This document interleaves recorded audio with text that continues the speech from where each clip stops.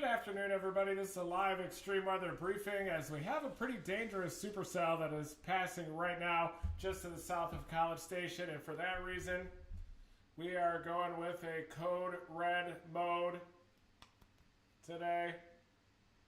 There it is. Code red mode has been activated, and this is a dangerous storm, this one right here that I'm watching passing to the south of College Station. Near the Snook area right now. It looks like very large hail is getting dumped by this storm. Tornado threat could also increase with these. The wind shear is definitely favorable for that tornado potential. And this storm right now, the mesocyclone, or if there were a tornado potential, it would be just to the northwest of Snook right now. But this storm does look pretty broad in terms of its mesocyclone right now. It had a tighter mesocyclone, a little bit easier. That caused more of an easterly motion. Now it's kind of resumed a bit more of an east-northeasterly direction here. Definitely has a pretty bulbous, hail-filled RFD there wrapping around the south side. But if I'm looking for a tornado threat, it is going to be right in this zone. That's the interface between the inflow and that rear flank downdraft that's coming around the backside. Right now, hail is showing, radar is showing hail up to the size of 1 inch in diameter, quarter-sized hail according to the warning there. And I do think that this has a chance of producing a tornado. You can see in that latest radar scan that the inflow has actually increased just a little bit. The time right now is 2:05 Central Time, and this is the area just to the north of Snook that you want to watch for that tornado potential. And the environment is just favorable for tornadoes out ahead of this thing. There was a severe thunderstorm warning earlier, and still is one. For this storm between Madisonville and Crockett, just to the northwest of the Midway area. I think this one looks like more like a hail producer, less of a tornado producer up here, a little bit further to the northeast. The storm to the southwest that's passing just to the south of College Station is anchored more in the instability axis. So those Cape values near 1,500 out here. Low-level wind shear, 0 to 1 kilometer shear on the order of 150 to 200, but definitely does increase a lot for those storms that are able to move in a more due easterly direction, like this supercell here. But we can watch the mesocyclone tighten up here just to the north of Snook, and you can even see that right mover. You can kind of see how it deviates as this mesocyclone consolidates. That causes a pressure perturbation on the south side of the updraft and causes a deviation further right. So I do think that this storm to the north of Snook has a chance of producing a tornado. Right now, that tornado would be between Tunis and Snook, heading toward Chance's Store, Wellborn area, here to the south of College Station. I know there's a lot of storm chasers in the College Station area, so if you're able to head south, you'll probably get a visual of this tornadic storm moving from west to east here.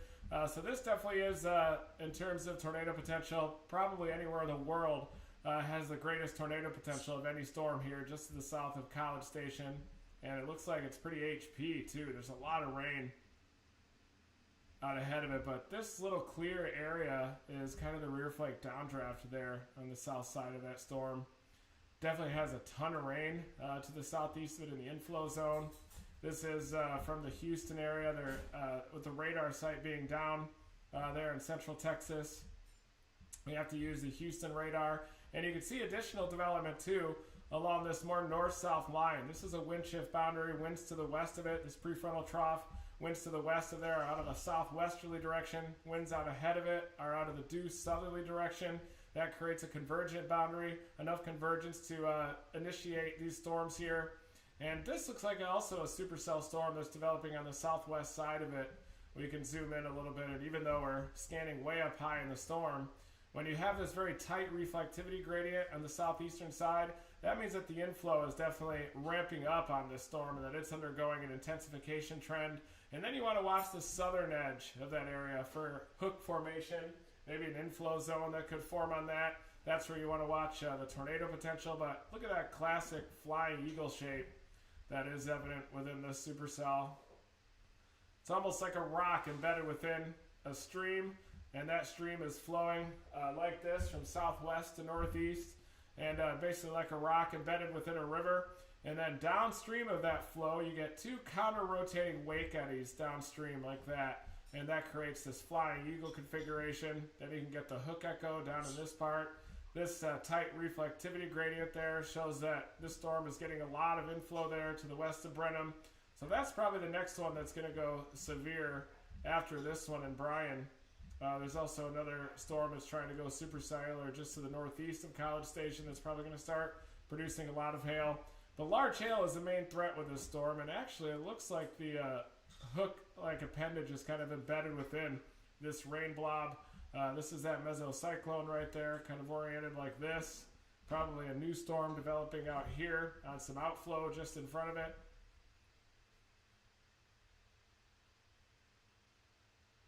Definitely has a weird shape to it.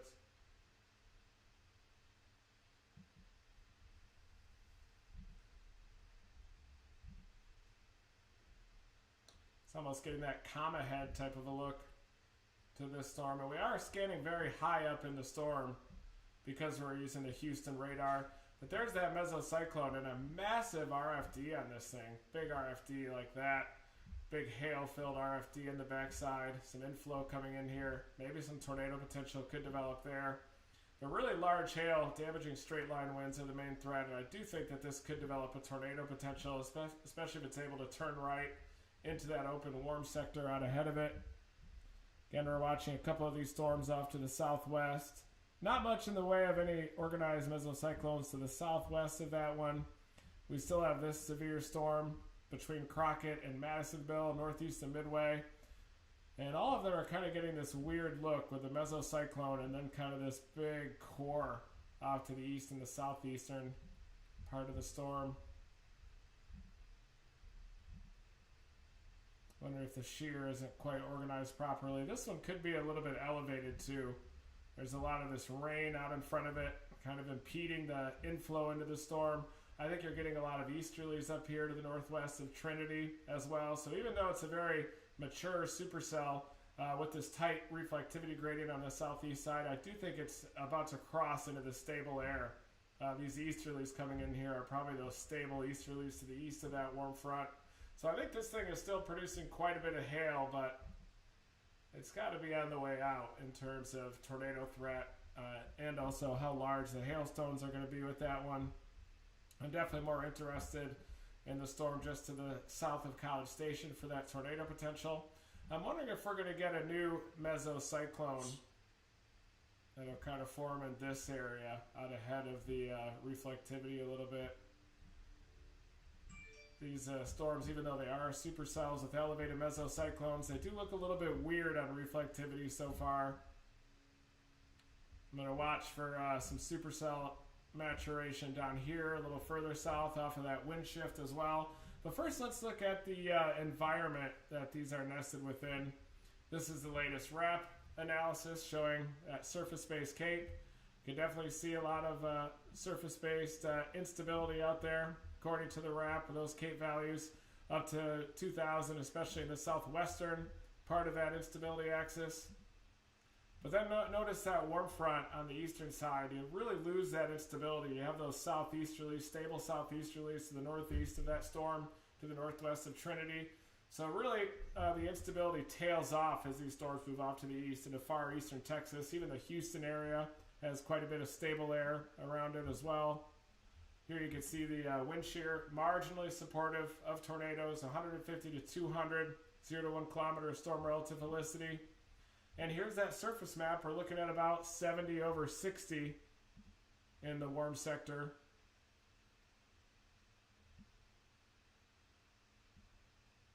And let's look a little bit deeper now at the, there's a severe thunderstorm watch that's also in effect. There we go.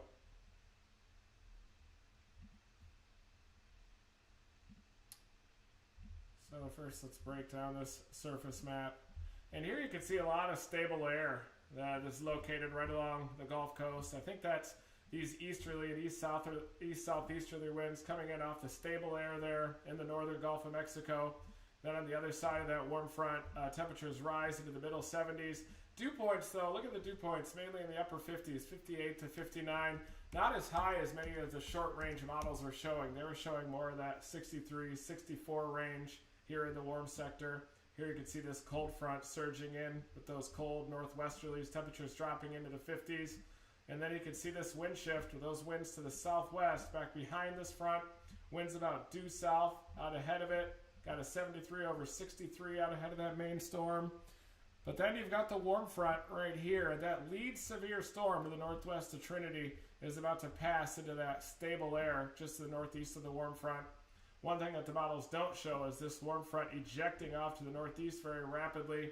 There's definitely some moderate Gulf waters out there that have been moderating during the winter season. That's helping to kind of maintain this stable air right along the immediate coastline in the Houston-Galveston area.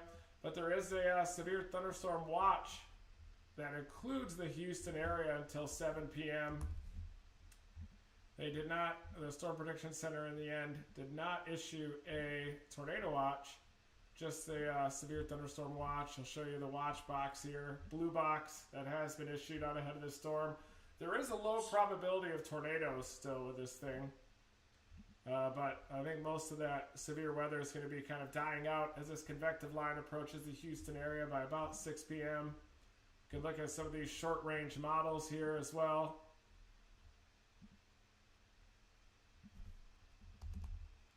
Forecast soundings.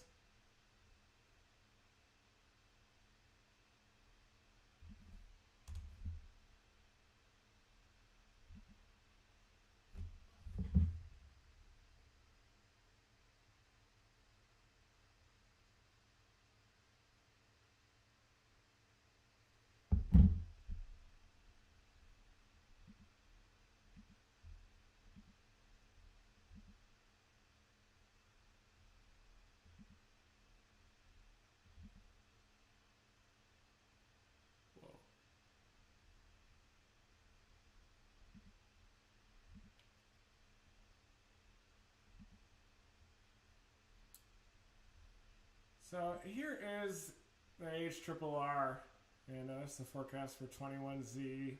Close enough. We can definitely see where that surface low is located. Pulling up the models right now. Stand by, please.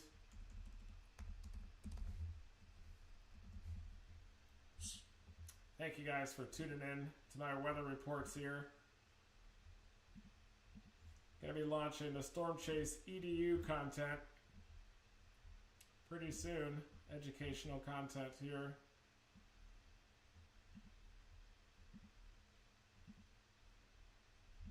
So there you can see that surface low. It's pretty subtle as the flow on the backside of that trough is just now starting to round the base of that trough, and it's starting to increase the vorticity advection downstream.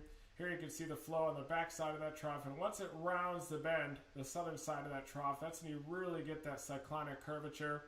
That's when the vorticity advection is starting to ramp up downstream, causes those surface pressure falls that we can see here in the surface fields of the HRRR.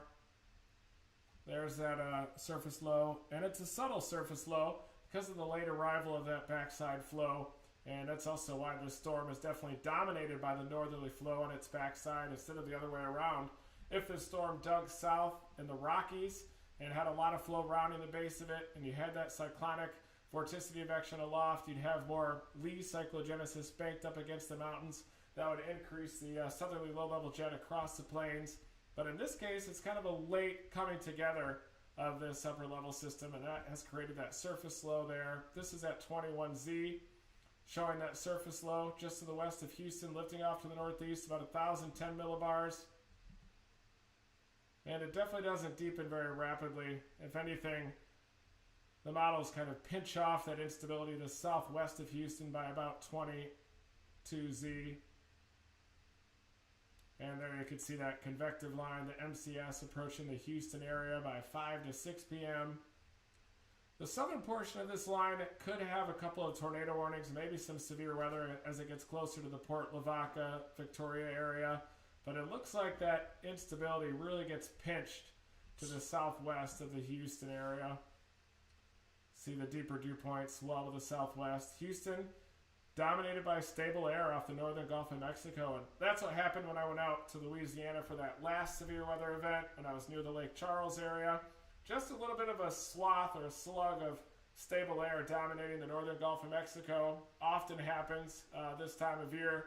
And stable air moving into the Houston area there as well. That's going to minimize the severe weather threat. But for the next hour or two, and look at that. Right now, it's definitely showing that stable air that these storms are running into, and that's probably why they look so weird downstream. Looking at the HRRR, look at that. Almost an inverted V type of a sounding.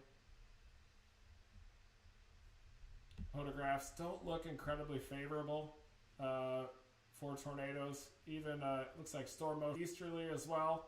Out ahead of these storms, less backed, low-level photograph there for that tornado potential for these storms. Pretty marginal event downstream, even down near Port Lavaca right now. Just kind of marginal photographs. It looks like more of a hail production type of a day out here ahead of this convective line. And really moisture is the issue. Those dew points kind of verifying in the middle to upper 50s instead of the low 60s. That's a big difference of 5 degrees of dew points there. That's probably why many of these storms are looking quite a bit more elevated. They just kind of have a weird look, even though those ones further south of College Station where there's slightly better moisture down here may have a better chance. These storms down here, dew point 61, 62 out in front of them. And it does look like this storm is reorganizing to the southeast of College Station. Maybe it's starting to get that mesocyclone a little bit further ahead of the rain there. A lot of rain and hail to the north and to the northwest of that mesocyclone.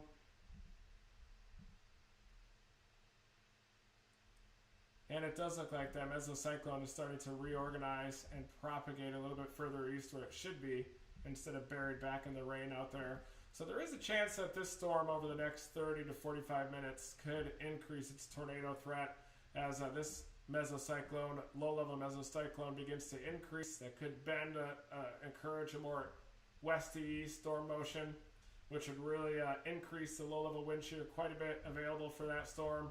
So we're just going to have to keep an eye on that one. But boy, looking at those models and really the quality of moisture, looking at the surface map as well, I think that the moisture didn't make it for this. I was kind of surprised when they had the 5%, when the Storm Prediction Center had that 5% all the way up into the Houston area. It did look like low-level stable air might dominate. Let's look a little bit closer at this surface map here.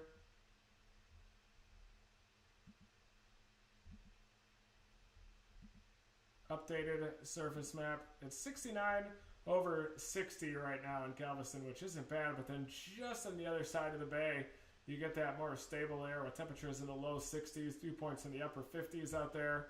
But really to the northwest of Houston, you got dew points 57 to 59 even, with those mid 70 degree temperatures.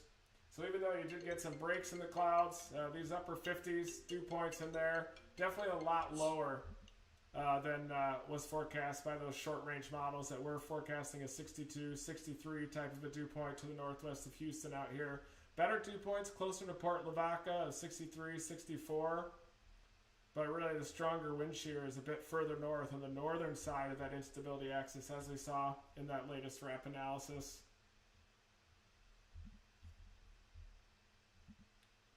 So that's really where I'm going with this. It would be fun to punch the hail core of this storm. Overall, though, it's not the most favorable looking. It's even getting kind of a bow shape to it, meaning that outflow is probably starting to dominate with this storm, with those dew points only in the upper 50s out ahead of it just a little bit. Anytime you get this banana shape to the reflectivity like this, you really need more of a shape like that the other way with the inflow to show more of an inflow dominant storm as opposed to outflow dominant. But I would say overall the tornado threat is decreasing with this event due to decreased quality of moisture. But still, we got to watch these storms further down the line. There is a little bit better dew points down in this area. Some of those dew points 62, 63 feeding into the southern supercells of this storm. That's what we're going to be watching next.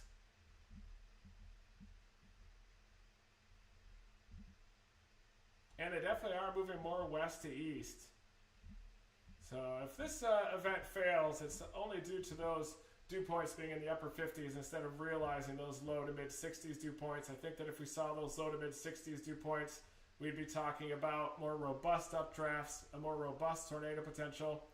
But that's how we've got the blue box in place here across Houston, all the way back up to this convective line. But I'm going to be watching this throughout the afternoon. Stay tuned to my weather reports.